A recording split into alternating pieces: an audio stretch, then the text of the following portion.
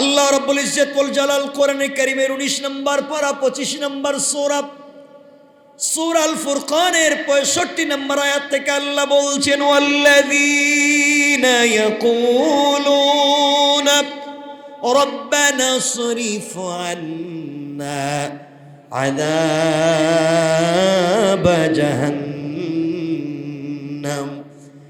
ইন্না আযাবাহা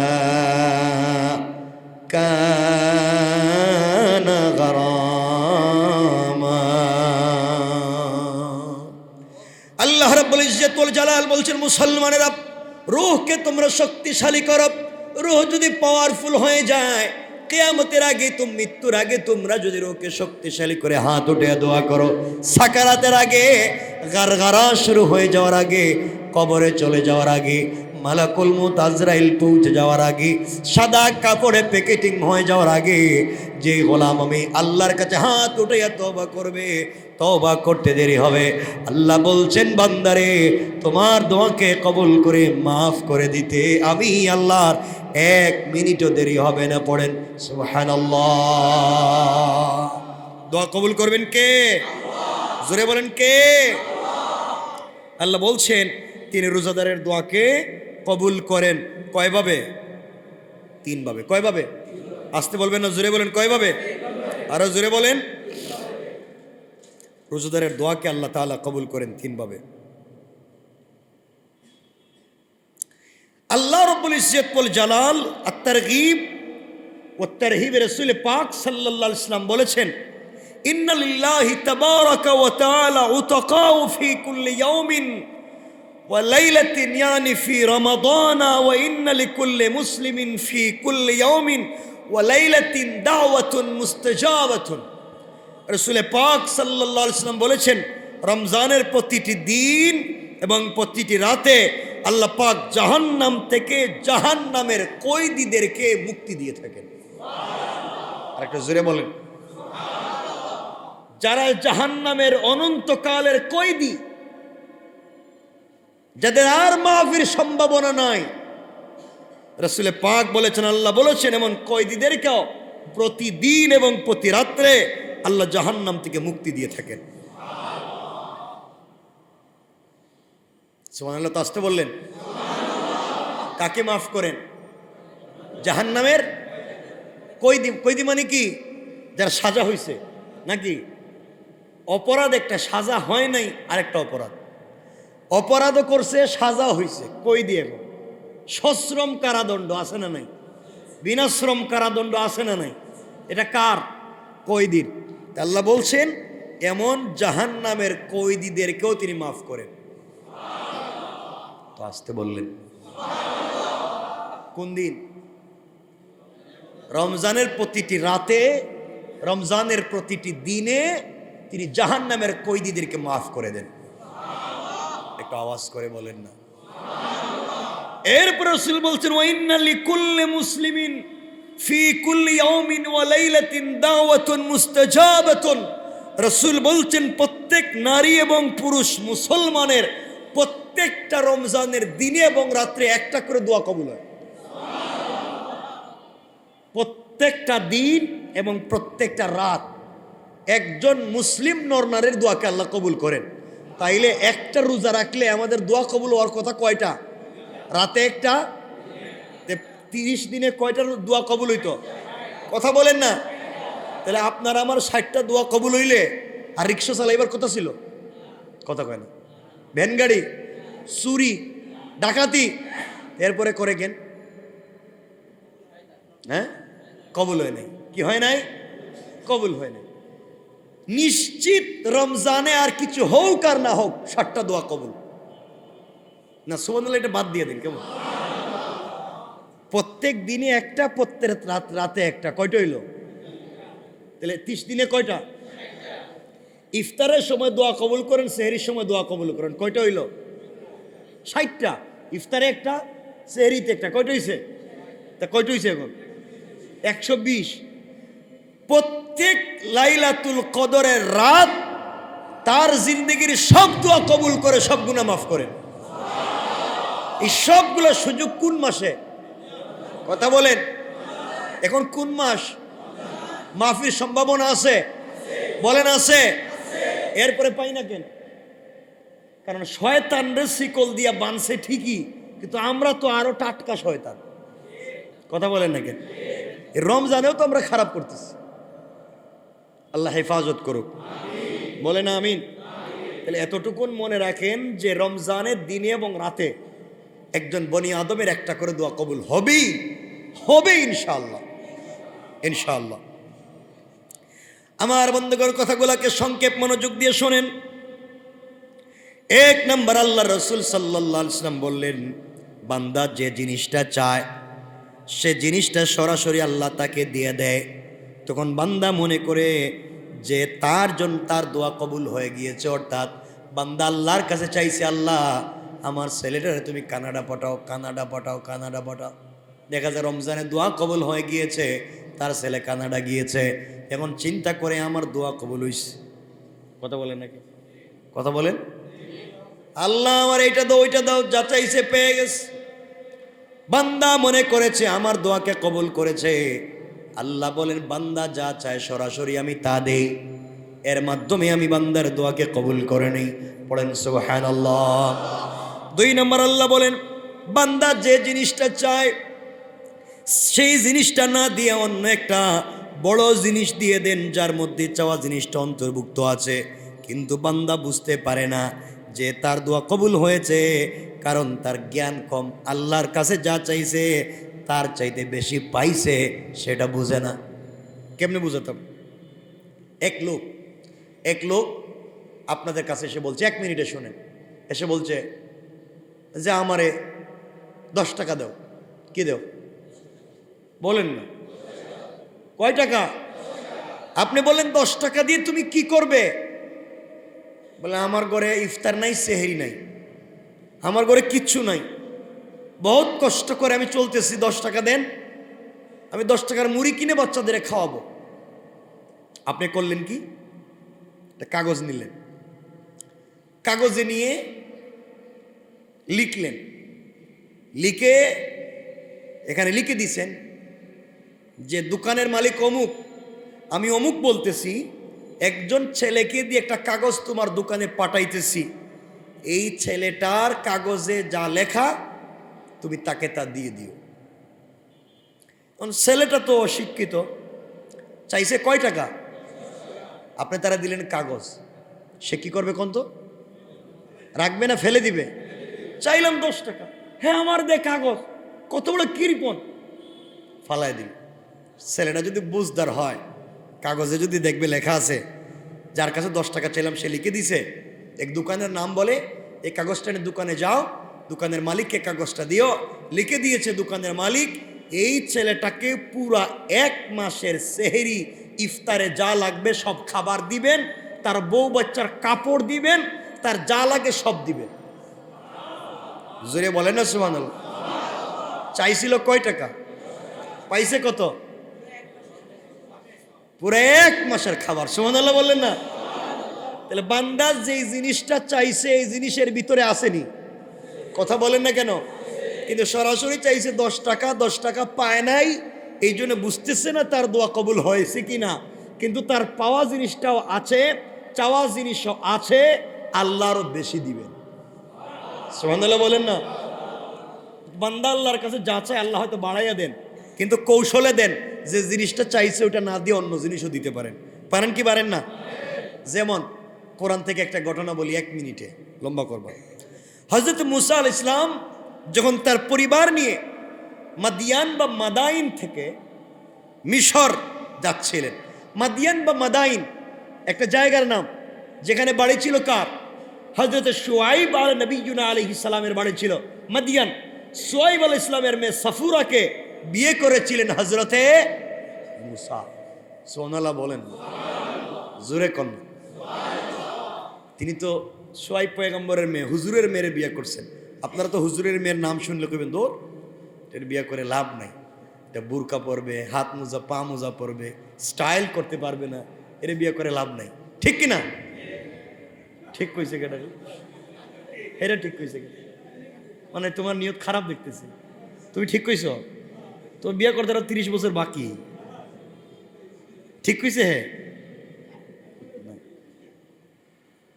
হ্যাঁ, যারাই করেন একটা পর্দানশীল স্মার্ট, পর্দা একটা স্মার্ট, পর্দার মধ্যে একটা স্মার্টনেস আছে, এটার মধ্যে একটা সোসাইটি আছে, এটার মধ্যে একটা কোয়ালিটি আছে, এটার মধ্যে একটা মোহাব্বত আর ভালোবাসা আছে। দিয়েছেন কে? এই যে দাড়ি, এই দাড়ির মধ্যে দুটো জিনিস আছে, একটা হচ্ছে পুরুষত্ব, মানে এটার মধ্যে আসে পুরুষত্ব এবং বীরত্ব, এই দুই জিনিস দাড়িতে আছে। যার দাড়ি নাই তার মধ্যে দুই জিনিস নাই। এখন আপনাদের যাদের নাই, আপনাদের নিয়ত কি রাখবেন না? আওয়াজে মনে হইলো রাখবেন না, মনে রাখবেন তো ইনশাল্লাহ। রেখে নেন, দাড়ি কাটেন কেন? কি সব, মানে কি লাভ হয় দাড়ি কাটতে? আমিও দাড়ি রাখছি, খুব খারাপ লাগতেছে, খুব বাজে লাগতেছে, মানে কেউ বলতেছে না কিছু, মনে হচ্ছে বাজে লাগতেছে। বাজে লাগলে কি আর না লাগলে কি, রাখছি তো রাখছি। কে বলেছেন রাখতে? আমার কলিজা টুকরা প্রিয় হাবিব বলেছেন রাখতে। ভাল লাগলেও থাকবে, না লাগলেও থাকবে, এটার নামই হচ্ছে ঈমান, এটার নামই হচ্ছে ভালোবাসা। আল্লাহু আকবার। হযরত মুসা আলাইহিস সালাম থাকতেন কই? কথা বলেন না। ফেরাউনের বাড়িতে। মুসা আলাইহিস সালাম থাকতেন কই? ফেরাউনের বাড়িতে। আমরা ঘটনার দিকে যাচ্ছি না, ফেরাউনের বাড়িতে থাকলেন, বড় হইলেন। কিন্তু ফেরাউন কি জানতো উনি মুসা? কথা বলেন না। ফেরাউন স্বপ্নে দেখছিল বনি ইসরাইলে একটা বাচ্চার জন্ম হবে, যে জন্মের পরে তার সিংহাসন যাবে, হে বেইজ্জত হবে। এই জন্য ফেরাউন পুরা দেশে ঘোষণা করলো ওই ছেলেকে হত্যা করা লাগবে। এই জন্য পুরা দেশে ঘোষণা করে দিল যে ছেলে জন্ম নিলেই হত্যা, ছেলে জন্ম নিলে। এর আগে আইন করলো বার্থ কন্ট্রোল, জন্ম নিয়ন্ত্রণ আইন করল ফেরাউন। কিছুদিন যাওয়ার পরে বলল যদি ভুলে বাচ্চা জন্ম নেও ফেলে তাহলে হত্যা। এখন দেখলো এইভাবে কয়েক বছর যাইতে যাইতে এই দেশে কোনো ছেলে মানুষ নাই, কাজের জন্য খেদমতের জন্য মানুষ নেই। ঘোষণা করলো 1 বছরের ছেলেকে ছেড়ে দাও, 1 বছরের ছেলেকে মেরে ফেলো। কে বলল? যেই বছরের ছেলেদেরকে বাঁচিয়ে রাখবার কথা, এই বছর জন্ম নিলেন হজরতে মুসা আলাইহিস সালামের ভাই হজরতে হারুন। আর যেই বৎসরের বাচ্চাদেরকে মেরে ফেলবার কথা, এই বৎসর জন্ম নিলেন হজরতে মুসা। সুবহানাল্লাহ নাই? আরো জোরে। এই ঘটনা আপনারা জানেন, ঘটনা বললে আমাদের লম্বা হবে না, আমরা 1 মিনিটে শুনি। হজরতে মুসা আলাইহিস সালাম জন্ম নেওয়ার পরে মা চিন্তা করলেন এই ছেলে যে জন্ম নিল, এখন যদি জানতে পারে ফেরাউন, আমার ছেলেকে মেরে ফেলবে। খুব টেনশন করতেছেন, খুব টেনশন করতেছেন। হঠাৎ করে একদিন ঘুমাইছেন, ঘুমের ঘরে স্বপ্নে দেখেন কে যেন বলতেছে, মুসার মা, যদি কোনোদিন তোমার বাড়িতে ফেরাউন বা ফেরাউনের দল বাচ্চাদেরকে হত্যা করবার জন্য আসে, তাহলে তোমার বাচ্চাকে কুল থেকে চুলার আগুনে ফেলে দিও। কিসের আগুনে? চুলার আগুনে জ্বালাইতে পারে? কয় না কিছু। চুলার আগুনে জ্বালায় না, আগুনের কাজ জ্বালানো। কি সবাই বলেন? মুসার মা যখন স্বপ্ন দেখলেন, তিনি বললেন, কই কি, আমার কলিজার টুকরা ছেলে আগুনে ফেলে দেব, বিষয় কি? পরের দিন আবার স্বপ্ন দেখলেন, পরের দিন আবার স্বপ্ন দেখলেন। তিনি বললেন, আমার বাচ্চারা যে আগুনে ফেলে দিব, আমার বাচ্চাকে বাঁচাবে কে? আওয়াজ দিলেন, বাঁচাবো আমি। এই আওয়াজে বললে হবে না, আরো জোরে। আমার মুসলমান বন্ধুগণ, গভীর মনোযোগ। এক পর্যায়ে মুসার মা দেখেন সকালবেলা ফেরাউনের বাহিনী বাড়িতে বাড়িতে ঘরে ঘরে বাচ্চাদেরকে খুঁজতে লাগলো। আস্তে আস্তে মুসার মা দেখেন তার বাড়িতে ঢুকে গিয়েছে, খুঁজতে লাগলো এই বাড়িতে কোনো বাচ্চা আছে কিনা। মুসার মার মনে পড়ে গিয়েছে, আমার চোখের সামনে আমার বাচ্চাকে টুকরা টুকরা করে দেবে। এর চাইতে স্বপ্নে দেখলাম বাচ্চাকে আগুনের ভিতরে ফেলে দেওয়ার জন্যে। জানি না, হয়তো কেউ না কেউ বাঁচাইয়া দিতে পারে। আল্লাহর উপরে ভরসা করে চুলার ভিতরে দাও দাও করে আগুন জ্বালাইয়া নিজের কলেজার টুকরা সন্তানকে আগুনের ভিতরে ফেলে দিয়েছেন। আগুন মানুষকে জানা জ্বালায়, এটা সত্য। আগুন জ্বালিয়ে ছাই করে দেয়, এটা সত্য। আর আল্লাহর উপরে তার বিশ্বাস ছিল, এটাও সত্য। কথা বলেন না কেন? আল্লাহর উপরে বিশ্বাসের শক্তি বেশি না আগুনের শক্তি বেশি? কথা বলেন, বিশ্বাসের শক্তি বেশি না কম? বলেন, কম না বেশি? ফেলে দিল আমার বন্ধুগণ। আগুনে ফেলে দেওয়ার পরে ফেরাউনের বাহিনী বাড়ির ভিতরে ঢুকে গিয়েছে। বাচ্চা খুঁজতে লাগলো, খুঁজে খুঁজে পায় না, ঘরের কোনো জায়গায় পায় না। ডাক দিয়া বলছে, চুলার ভিতরে কি আগুন জ্বলে? তিনি বলছেন, তোমরা খুঁজে দেখো আমার ঘরে কিছু আছে কিনা। আমি তো বললাম তোমরা খোঁজো। পুরা ঘর তারা খুঁজতে লাগলো, কোনো বাচ্চাকে পাওয়া যায় কিনা। মুসার মা মুসাকে আগুনে ফেলে দিলেন। তারা আর চুলার দিকে যায় নাই, কারণ চুলার ভিতরে দাউ দাউ করে আগুন জ্বলে। এখানে তো কেউ কোনো বাচ্চাকে ফেলে দিতে পারে না। সবাই যখন চলে গিয়েছে, মুসার মা আস্তে আস্তে করে আগুনের কাছে যাচ্ছেন আর কাঁদতেছেন আর বলতেছেন, আল্লাহ, আমার বাচ্চা হয়তো জ্বলে পুড়ে ছাই হয়ে গিয়েছে। আগুনের কাছে গিয়ে দেখেন হযরতে মুসা চুলার ভিতরে দাউ দাউ করা প্রজ্বলিত আগুনের মধ্যখানে বসে বসে জান্নাতের আপেল বা সেব ফল খায়। আল্লাহু আকবার। বাঁচাইয়া দিয়েছেন কে? আল্লাহ। মুসার মা সন্তানকে টান দিয়ে কোলে নিয়েছেন, বাঁচাইয়া দিয়েছেন আল্লাহ। কোলে নিয়েছেন, কাঁদতেছেন। পরের দিন স্বপ্নে দেখলেন কে যেন বলতেছে, মুসার মা, এই বাচ্চার এভাবে রাখতে পারবে না, এইভাবে এই বাচ্চাকে এভাবে রাখতে পারবে না, ফেরাউনের বাহিনী আবার আসবে। এর চাইতে একটা সিন্দুক বানাইয়া বাচ্চাটাকে সিন্দুকে দিয়া নদীতে ফেলে দাও। একদিন, 2 দিন স্বপ্ন দেখলেন, 3 দিন আবার দেখলেন। তিনি বললেন, আমার বাচ্চাকে আগুনে নদীতে ফালাইয়া দিলে বাঁচবো কেমনে? তিনি বললেন, যে তোমার বাচ্চাকে আগুন থেকে বাঁচিয়ে দিয়েছে সেই তোমার বাচ্চাকে পানিতেও বাঁচাইয়া দিবে। আল্লাহু আকবার। আমার বন্ধুগণ খুঁজতে লাগলেন কেমনে কেমনে তিনি সিন্দুক বানাবেন, খুঁজতে লাগলেন। হঠাৎ করে একদিন সকাল বেলা দেখেন ঘরের উঠানে আঙ্গিনার মধ্যে মাথায় সাদা পাগড়ি, পরনে সুন্দর সাদা লেবাস, মুখের মধ্যে সাদা দাড়ি, পিঠের মধ্যে একটা ব্যাগ নিয়া, কাটুরিয়ার কাঠের ব্যাগ নিয়া একজন লোক হাঁটতেছে আর ঘুরতেছে। মুসার মা বলছেন, কে তুমি? এখানে হাঁটাহাঁটি করা কেন? উনি ডাক দিয়ে বলতেছেন, আমি আর কেউ না, আমি একজন কাঠ মিস্ত্রি। কি মিস্ত্রি? মুসার মা বললেন, কাঠ মিস্ত্রি তুমি? আমি তো একজন কাঠ মিস্ত্রি খুঁজতেছি। কেন খোঁজেন? আমি তো একটা সিন্দুক বানাতে চাই।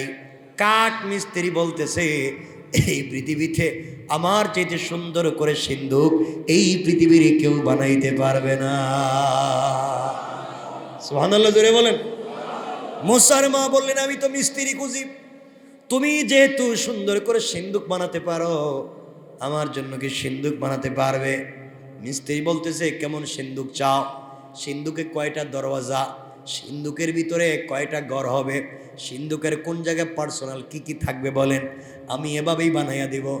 ওই মহিলা মুসার মা বলতেছেন, বাবা, আমি কি রাখবো না রাখবো সেটা আমি জানি, কি রাখবো না রাখবো আমি জানি, তুমি বানাইয়া দাও। তিনি বললেন, কত ইঞ্চি লম্বা, কত ফুট লম্বা বানাবো, চৌড়া কত ফুট হবে আমাকে তো বলতে হবে।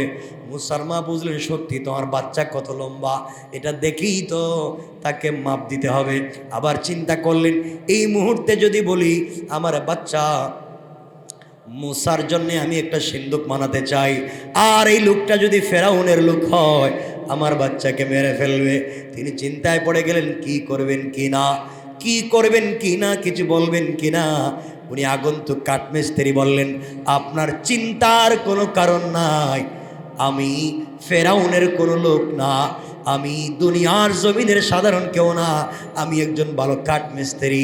আপনি বিশ্বাস রাখতে পারেন, আপনি বিশ্বাস রাখতে পারেন, আমার কাছ থেকে আপনার কোনো ক্ষতি হবে না। মুসার মা ডাক দিয়ে বলছেন, বাবা সত্যি যদি তা হয় তোমাকে বলতে চাই, শোনো, আমার একটা বাচ্চা আছে যার নাম রেখেছে মূসা। এই বাচ্চার জন্য সিন্দুক বানাতে চাই। ফেরাউন আমার বাচ্চাটাকে হত্যা করতে চায়। তুমি আমাকে বললে আমি তোমাকে দেখায় দিতে পারি, কিন্তু তোমাকে তো আমি চিনি না। তিনি আশ্বস্ত করে বলছেন, মা টেনশনের কোনো কারণ নাই, বিশ্বাস রাখুন আমার দ্বারা আপনার কোনো ক্ষতি হবে না। আমার বন্ধুগণ কাঠ বের করে দিলেন। কাঠ বের করে যখন দিয়েছেন, এমন সময় মূসার মা বললেন, পাতাম কোথায় পাবেন, লোহা কোথায় পাবেন, কি দিয়া জয়েন্ট দিবেন?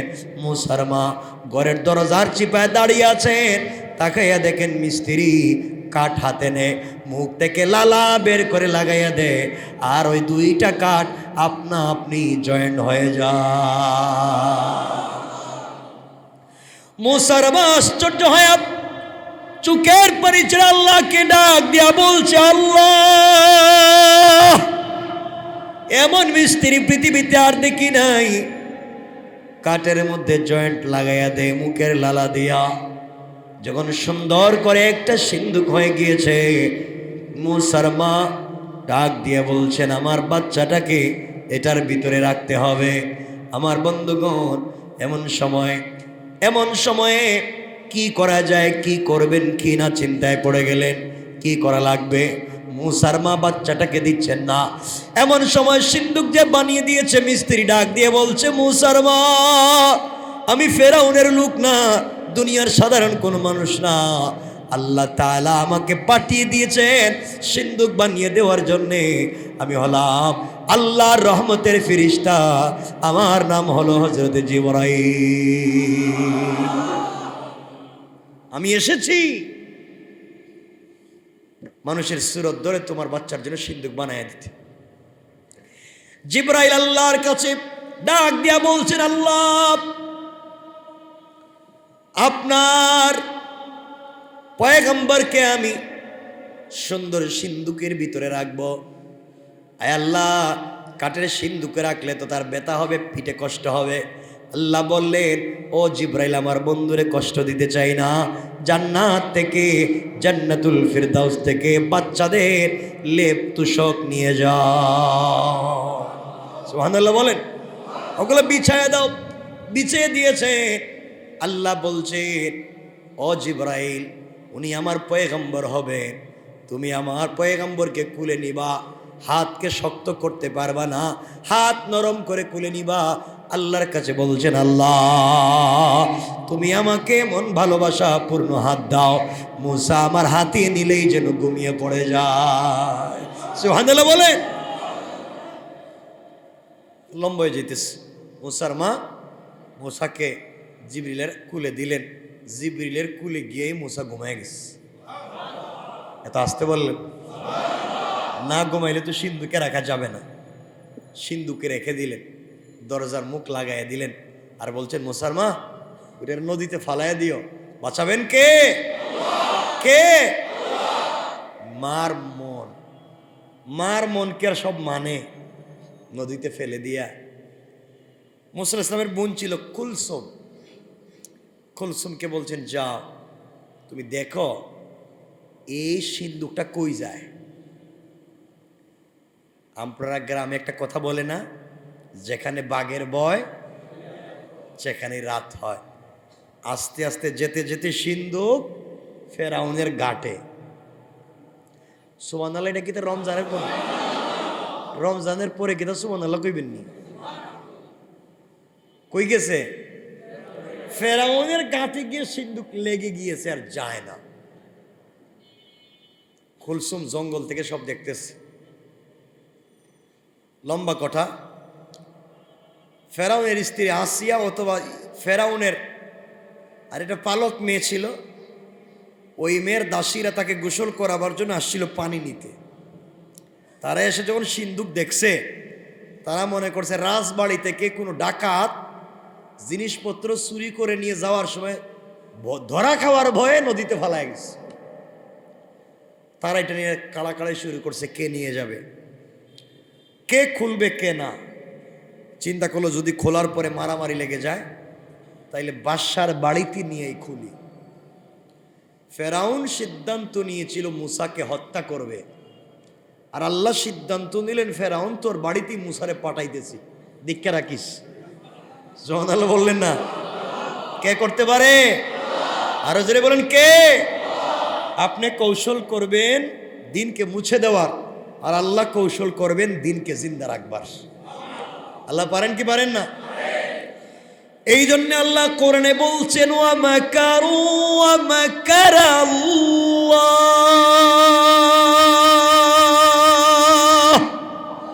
ওয়াল্লাহু খায়রুল মাকিরিন।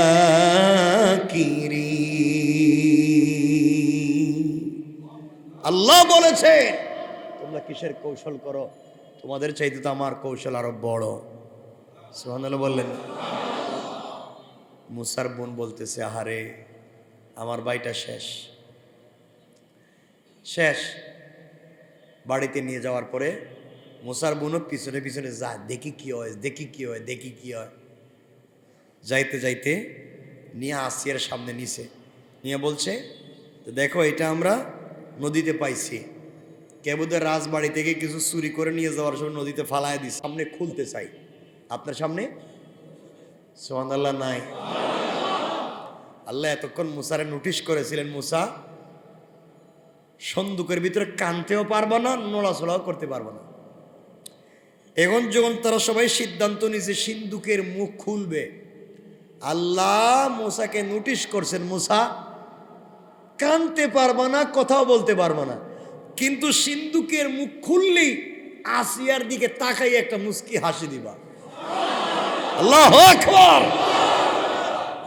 যখন সিন্দুকের মুখটা খুলছে আর বড় চোখ করে মুস্কি হাসি দিয়া আসিয়ার দিকে তাকাইছে, আসিয়া সাথে সাথে কুলি নিয়ে চুম্বন শুরু করছে। আমার বাচ্চা কাচ্চা নাই, জীবনে বাচ্চা কাচ্চা পাইলাম না, যাক একটা বাচ্চাকে পাইলাম, আমার ঠান্ডা কুল, আমার শীতল হয়ে গিয়েছে আমার কলিজা, এই বাচ্চাটারে আমি লালন পালন করব। আসিয়ার তো কোনো বাচ্চা নাই, ফেরাউনের কোনো বাচ্চা নাই। আমার বন্ধুগণ, এখন আসিয়া দৌড় দিছেন রাজ সিংহাসনে গিয়ে বলছেন ফেরাউন আসো। তো কি হয়েছে? কয় আসো। জীবনে তোমার কাছে কিছু চাই নাই, আজ একটা জিনিস তোমার কাছে চাইব। ফেরাউন বলছে আসিয়া তোমার এত ভালোবাসি, তুমি যদি পুরা রাজ সিংহাসন চাও তাও তোমার দিয়ে দিব। আসিয়া বলতেছে আমি এত কিছু চাইবো না, ছোট্ট একটা জিনিস চাইবো, আজকে তুমি দিবা কিনা হেডা কও। ফেরাউন মাথায় হাত দিয়ে বলছে কথা দিলাম দিব। সুবহানাল্লাহ বলেন। ফেরাউন তো জানে না তার আজরাইল। আল্লাহু আকবার বললেন না। ফেরাউন গেছে, আল্লাহ বলছেন মুসা ফেরাউন যখন তোমারে দেখব তখন তুমি আরেকটু বেশি করে হাসবা। আল্লাহু আকবার বললেন না। ফেরাউনের কাছে নিয়ে হযরত আসিয়া সিন্দুকের মুখটা খুলছেন, হযরত মুসা দিছেন হাইসা। ফেরাউন আসিয়া এটা কি? আসিয়া বলছেন এটা তো সিন্ধুকে পাইছিলাম নদীতে, এটারে নিয়ে আইছি। ফেরাউন কে আমার কোনো বাচ্চা নাই, এটারই আমি লালন পালন করব। আল্লাহু আকবার। এটাই আমার পরবর্তী বংশধর, এরে বাঁচায় রাখবো। আল্লাহ কয় তোর গড়েই ফাটাইস, তুই এরে মারতে চাইছস, এরে তোর গড়েই রাখতেছ। ফেরাউন কাসিয়া বাচ্চাটার চেহারা সুরত তো খারাপ না, মারাত্মক সুন্দর, কিন্তু আমার ভয় হইতেছে এটা কি হিডে নাকি? কারণ যার ভিতরে ভয় জঙ্গলে গেলেও পুলিশের ভয় থাকে, ঠিক কি না? পাতা লতা যদি বেঙ্গে ওনারা দেখো পুলিশ, কথা কোন ঠিক নেই। ফেরাউন কো মনে হয় তোমার কি মাথা খারাপ হয়েছে? আমি আনলাম পানি থেকে, আর সিন্দুক, এটা কি আমাদের দেশের কোনো মিস্ত্রি বানানো সিন্দুক? আমাদের দেশের মিস্ত্রিরা কি কি এভাবে সিন্দুক বানায়? সিন্দুকে দেখেন না কোনো লোহা দেখা যাচ্ছে না? তাও তো ঠিক, আমাদের দেশের মিস্ত্রিরা তেমন সিন্দুক বানায় না। ওইটা মনে হয় অন্য কোনো দেশ থেকে বন্যায় বাসায় আইছে, তাও হইতে পারে। বাচ্চার চেহারাও তো সুন্দর, আমাদের দেশের পাবলিকের সাথে মিশে না, এটা মনে হয় অন্য দেশ থেকে আইছে। এটাই অন্য দেশ থেকে আসছে, কি করা যায়? ওইটা লালন পালন করুন, ওইটার আমার কুলে দেও না। নেন, হযরত মুসারে কুলে নিয়ে চুম্বন দেয়। সুবহানাল্লাহ বললেন না? আল্লাহকে মুসা তুই মারতে, আল্লাহকে ফেরাউন মারতে চাইছিস মুসারে, এবার মহব্বত কর, নিজে খাওয়াইয়া বড় কর। কয় আমার ছেলের আকিকা হবে, পুরো দেশে ঘোষণা করো আকিকা। আল্লাহকে মুসা, ফেরাউন যখন তোমারে কুলে নিব তখন হাউমাউ করে কান্না শুরু করে দিও। সুবহানাল্লাহ নাই? মুসারে যখন ফেরাউন কুলে নিছে, নিতেই দেরি, এখন ও মা ও মা মা মা মা, ঠিক নি? বাচ্চারা কান্না করে না, হুয়া হুয়া করা শুরু করছে, ও তো কান্না থামেই না, থামেই না। আল্লাহ বলছেন মুসা থামাইস না, আর বাড়াইয়া দে, স্পিরিট বাড়া, কান্না তো থামে না। ফেরাউনকে আসি, এই বাচ্চারা তো বাঁচানো যাবে না, এই বাচ্চারা তো খাওয়াইতে হইব। দেখো তো আমাদের দেশের কারো দুধ এই বাচ্চাটা খায় কিনা, দুধ খাওয়াইয়া বাঁচাও। রাজবাড়িতে যত মহিলার বাচ্চা ছিল দুধ পান করাবার জন্যে মুখে স্তনের বুটা দেয়, আল্লাহ বলছেন মুসা খবরদার, মইরা গেলেও খাইবা না, ফালাই দিবা, বমি করে দিবা। আল্লাহ করে বললেন না? আরো জোরে বলেন আল্লাহু আকবার। এক পর্যায়ে মুসা তো কান্নাও থামায় না, কারো দুধ পান করে না। ফেরাউন দেখলো হা বাচ্চাটা বাঁচবে না, এবারই বোধহয় মইরে যাইবে, কারো দুধ পান করে না। এক পর্যায়ে ফেরাউন বলে দিয়েছে, শোনো, যে বাচ্চাটাকে দুধ পান করাতে পারবে, যে বাচ্চাকে দুধ পান করাবে, সে যা চাইবে তাই পাইবে। আল্লাহু আকবার। মুসার বোন কুলসুম আসেনি? বলেন না, আসতে বললেন, আরো বলেন। কুলসুম কয় মনে মনে, এই বাচ্চা তো আমার মার দুধ ছাড়া কারো খাইতো না। সুবহানাল্লাহ বললেন না? এই জন্য আমার আল্লাহ বলছেন ইন্না কাইদাশ শাইতানি কানা যায়ীফা। আল্লাহু আকবার। দুনিয়ার জমিনে তোমরা যে কৌশল করলে রে, তোমাদের কৌশল আমার আল্লাহর কাছে মশা মাছির চাইতে আরো বেশি দুর্বল, কোন ঠিক কিনা? কুলসুম কয় বাদশা, আমার কাছে এক মেয়ের, এক মহিলার সংবাদ আছে, নিজের মার কথা কয় না। ফেরাউন জানলে কি কাউরে আস্ত রাখবে না মেরে ফেলবে? আমার জানা মতে আমার কাছে একজন মহিলা আছে, এই দুনিয়ার সব বাচ্চাই এই মহিলার দুধ পান করে, আমার মনে হয় এই ছেলেটাও করব। এই ছেলে তার কি কথা বলেন না? হে জানে না কার দুধ খায়? জানে। ফেরাউন কত তোর পায়ে ধরি, ওই মহিলার লুইয়া যা চাইব তাই দিব। বাড়িতে গিয়ে বলছে, মা ভাই তো ফেরাউনের বাড়িতে, কস কি? মা এমনি এমনি না, খুব মোহাব্বত করে আদর করে কুলে নিয়ে রাখছে ফেরাউন, হেরে বাঁচাইতে চায়। মা কারো দুধ তো খায় না, এখন মা একটা কাজ করো, তোমারে নিয়ে যাই, আমরা কয়েক মিনিট আমরা শেষ করে দিচ্ছি। কষ্ট হচ্ছে? অসুবিধা নাই? ডায়াবেটিস নাই? প্রস্রাবে ধরে নাই? কি কর, আমরা কয়েক মিনিট রেখে দিব, আর লম্বা কর। আমার বন্ধুগণ, হযরত মুসার মা গিয়েছে, যাওয়ার পরে ফেরাউন বলছে, মা আপনি যা চাইবেন তাই দিব, আপনি দেখেন না বাচ্চাটা দুধ পান করেনি। মা বলতেছে, বাচ্চাটা তো আমারই, পৃথিবীর বাচ্চারা দেখবেন কারো কুলে গিয়া শান্তি নাই, মায়ের কুলে গেলেই শান্তি। আল্লাহ বলছেন, মুসা তোমার মা কিন্তু কুলে গেলেই কান্না বন্ধ করতে পারবা না, স্পিরিট আর বাড়াইয়া দিবা, কাঁদবা, কেউ যেন বুঝতে না পারে এটা কৌশল। আর তোমার মা স্তনের বুটা মুখে দিলেই দুধ পান করবা না, 2, 4, 10 বার ফালাই দিবা, এরপর আস্তে আস্তে খাইবা, তাইলে কিন্তু তোমার জিন্দা রাখা যাবে না। সুবহানাল্লাহ বললেন না? কৌশলটা কার? কুলে নিছেন, দেখে বাচ্চা আরো কান্দে।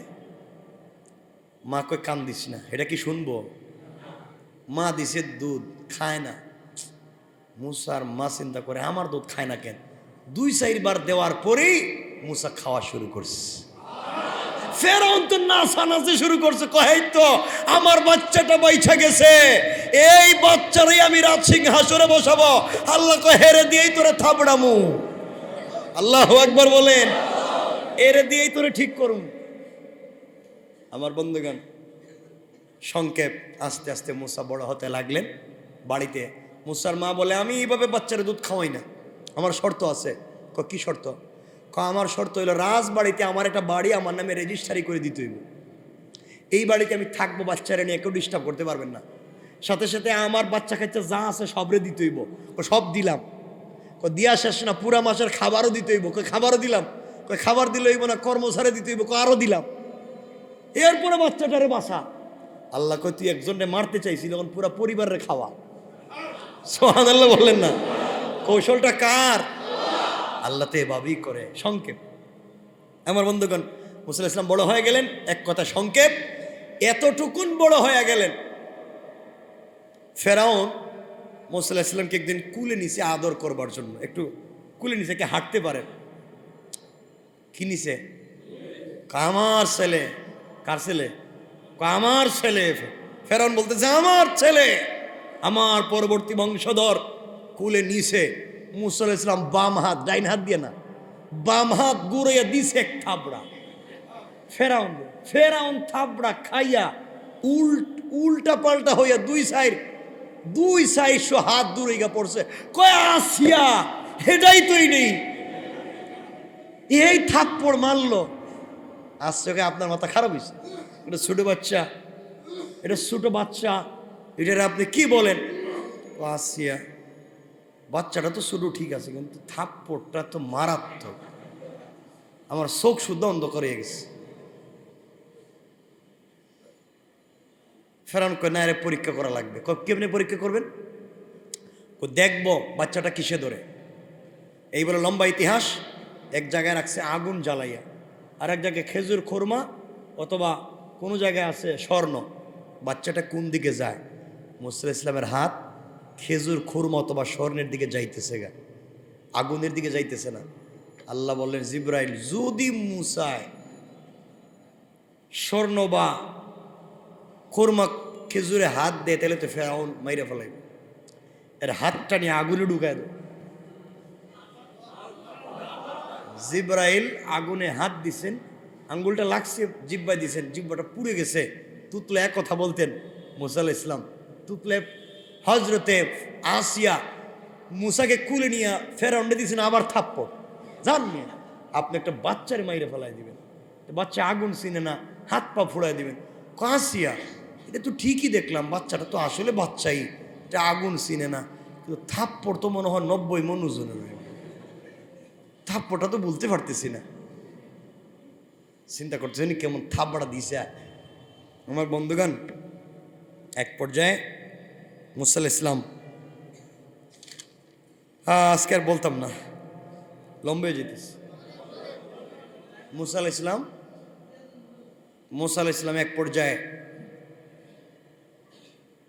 বড় হইলেন। ফেরাউনের এক বাবুর্চি ছিল, মুসা আলাইহিস সালামের বংশের এক ছেলের সঙ্গে রাস্তায় মারামারি করতেছে। মুসা আলাইহিস সালাম দেখলেন, দেখা তিনিও হাত ঘুরে দিছে থাপড়া। মুসা এরেও দিছে থাপ্পড়েও মরে গেছে। এখন চিন্তা করেন এই লোকের থাপড়ার মধ্যে কি ধরনের স্পিরিট, থাপ্পড়ে ঠেলে মানুষ মরে যায়। মুসা আলাইহিস সালাম যখন দেখলেন বাবুর্চি মরছে, মুসা বুঝলেন আমার আর ফেরাউন বাঁচিয়ে রাখবে না, এলাকা ছেড়ে দিলেন। যাইতে যাইতে গেলেন মাদিয়ান বা মাদাইন, এই যে শুআয়ব পয়গম্বরের এলাকায়। যাওয়ার পরে বিকালবেলা গিয়া গাছের গুড়ায় বসে রয়েছেন, কেউ তো তারা চিনে না। শুআয়ব আলাইহিস সালামের মেয়ে সাফুরা এবং তার বোনরা মিলে তারা বকরি রাখালি করতেন, উট চড়াইতেন। তারা গিয়েছিলেন উটকে পানি পান করাবার জন্যে। কূপে গিয়ে দেখেন কূপের মুখ কে বন্ধ করে রেখে দিচ্ছে। দুই বোন টানতেছেন, উঠে না। মুসা আলাইহিস সালাম দেখলেন, তিনি তাদের কষ্ট দেখে হাত দিয়ে টান দিছেন, মুখটা উঠে গেছে। শক্তি দিছে কে? দুই বোন আচ্ছা মতো পানি পান করাইয়া বাড়িতে চলে যাচ্ছে। মুসা গাছের গোড়ায় বসে রয়েছেন। বাড়িতে যাওয়ার পরে শোয়েব আলাইহিস সালাম জিজ্ঞেস করলেন, তোমাদের দেরি হলো কেন? তারা পুরো ঘটনা খুলে বললেন। বলছেন, বাবা, যেই ছেলেটা আমাদেরকে সহযোগিতা করছে ও গাছের নিচে। বললেন, যাও নিয়ে আস। হযরত মুসা আলাইহিস সালামকে নিয়ে গেলেন। যাওয়ার পরে শোয়েব আলাইহিস সালাম বললেন, আমার ঘরে থাকতে হলে কর্মচারী হতে হবে। ছেলেটার চরিত্র দেখে মুগ্ধ হয়ে গেলেন। তিনি বললেন, তোমাকে আমার বড় মেয়েটার বিয়ে দিতে চাই। বিয়ে করতে হলে শর্ত হলে আমার বাড়িতে খাস করতে হইব, গরু রাখতে হইব, ছাগল রাখতে হইব। তিনি বলেন, ঠিক আছে, থাকার তো জায়গা পাইলাম, ফেরাউন থেকে তো বাঁচলাম। মনে মনে কয়। কিছুদিন বসবাস করলেন। শুআয়ব পয়গম্বরের মেয়ে সফুরাকে বিয়ে করলেন, বাচ্চা কাচ্চা হইল। একদিন সিদ্ধান্ত নিলেন, আর কত শ্বশুর বাড়িতে ঘর জামাই। কি জামাই? এখানে কেউ আসেনি ঘর জামাই? আসেনি? নাই। ঘর জামাই থাকলেন। আর কতদিন থাকতাম, বাড়িতে যাই। একদিন বাড়িতে যেতে শুরু করলেন। যেতে যেতে অনেক দূর যাওয়ার পর রাস্তায় তীব্র শীত এবং কুয়াশা, অন্ধকার ছিল। স্ত্রী ছিলেন প্রেগনেন্ট, গর্ভবতী। রাস্তায় গিয়ে প্রসব বেদনা শুরু হয়েছে, কিন্তু কোনো আগুন নাই, অন্ধকার। মুসা আলাইহিস সালাম বাচ্চাদেরকে একটা গাছের গোড়ায় বসে বলেন, বাবারা, তোমাদের মায়ের সাথে এখানে থাকো। এই যে দূরে আগুন, অল্প অল্প আগুন দেখা যায়, ওখানে গেলে তোমাদের জন্য কিছু আগুন নিয়ে আসতে পারবো, অথবা আমরা রাস্তা পাবো কোন দিকে যাওয়া যায়। হযরতে মুসা আলাইহিস সালাতু ওয়াস সালাম আস্তে আস্তে করে কাছে পৌঁছে গেলেন। গিয়ে দেখেন উপত্যকার মধ্যে পাহাড়ের উপরে আগুন জ্বলে, গাছের কাঁচা পাতায় আগুন জ্বলে, কিন্তু ওই গাছের পাতা জ্বলে না। সুবহানাল্লাহ বলেন। ওই জায়গায় পৌঁছে যাওয়ার পরে কোরআনে কারীমের 20 নম্বর সূরা, সূরা তাহার 11 থেকে 14 নম্বর আয়াতে আল্লাহ বললেন, মুসা পৌঁছে গেলেন। মুসা পৌঁছে যাওয়ার পরে আওয়াজ হলো, কে যেন ডাক দিয়ে বলেছে, ফালাম্মা আতাহা নুদিয়া ইয়া মুসা ইন্নী আনা রাব্বুক ফাখলা'না আলাইকা ইন্নাকা বিল ওয়াদিল মুকদ্দাসি তুওয়া ওয়া আনা اخترتك فاستمع لما يوحى إنني أنا الله لا إله إلا أنا فاعبدني وأقم الصلاة لذكري الله أكبر মুসা আলাইহিস সালাম আগুনের কাছে পৌঁছে গেলেন। কেন গেছেন? কি আনতে গেছেন? কি আনতে? সবাই বলেন। আগুনের কাছে পৌঁছে গিয়েছেন। আগুনের কাছে যাওয়ার পরে তিনি শুনেন কে যেন ডাক দিয়া বলছে, হে মুসা, আমি তোমার রব, জুতা খুলে তুমি এখানে উঠো, এটা পবিত্র উপত্যকা, এখানে আগুন জ্বলে না, যা তোমার চোখে দেখা যায় এটা হলো আল্লাহর নূরের তাজাল্লি। ও মুসা, থামো, জুতা খুলে আসো। মুসা আলাইহিস সালাম এখানে গেলেন। আমি তোমাকে মনোনীত করেছি, ওয়াহি দিব, তুমি নবী এবং রাসূল। মুসা আলাইহিস সালাম গেলেন কি আনতে? কে আনতে? আল্লাহ দিলেন কি? নবুয়ত। চাইছেন আগুন, পাইছেন ছোট দিছে না বড় দিছে? আগুনের জন্য গেছিলেন, আগুন তো পান নাই। আল্লাহ বলেন তোমাকে দিলাম 2টা মুআজিজা। কয়টা মুআজিজা? কয়টা? হাতে কি মুসার, এটা তো বলবো না। একটা মুআজিজা হলো বগল তলায় হাত নিয়ে বাইর করলে হাত 10 ব্যাটারি লাইটের মতো আলোকিত হয়ে যায়। যাও, তোমাকে দিলাম মুআজিজা। হযরত মুসা আলাইহিস সালাম মুআজিজা পাইলেন। আমার বন্ধুগণ, গেছিলেন চুলার আগুন আনতে, আল্লাহ দিলেন মুআজিজা। চাইছিলেন ছুটো, দিছেন। তাইলে বান্দার দোয়া এভাবেই কবুল হয়, যে জিনিস চাইছেন ওইটা না দিয়ে আল্লাহ বড় একটা জিনিস দিয়ে দিতে পারে, আর চাওয়া জিনিসটা তার ভিতরে থাকতে পারে। 3 নম্বর, যেইভাবে দোয়া কবুল হয়, যে জিনিসটা চাওয়া সেই জিনিসটাও সরাসরি দেয় না, আবার কোনো জিনিসও দেয় না, আবার এমন জিনিসও দেয় না যার মধ্যেই জিনিস আছে। অর্থাৎ বড় দেয় না, ছোট দেয় না, যা চাই তাও দেয় না, বড় জিনিসও দেয় না। অর্থাৎ এই দোয়াটাকে আল্লাহ তাআলা রেখে দেন, পরকালে বড় করতে করতে বান্দার সামনে হাজির করে দেন। রোজাদারের দোয়া কবুল হয় কয়ভাবে বলেন? কয়ভাবে? 1, যেই জিনিস চাই ওই জিনিস দিয়ে দিবেন। 2, যেই জিনিস চাই ওই জিনিস না দিয়া বড় একটা জিনিস দিবেন, ওইটার ভিতরে আছে।